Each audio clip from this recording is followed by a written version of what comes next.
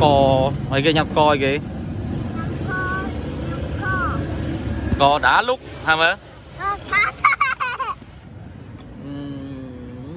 nhắm cò vợ sắt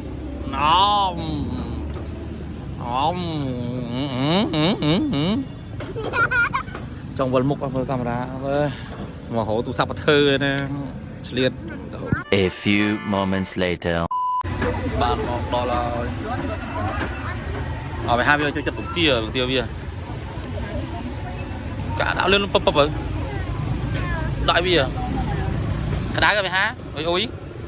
con thơm mục hả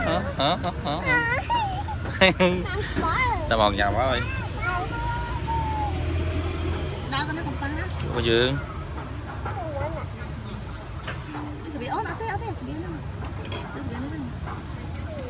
chỗ mới khai con về hả ôi trời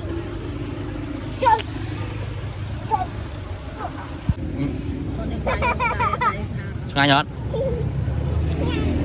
ngay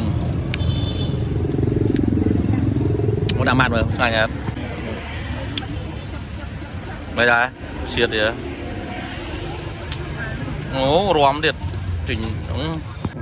đang phải hỏi hỏi đừng mong một tụ sống không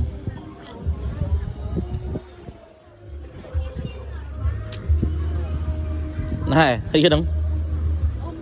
đây hả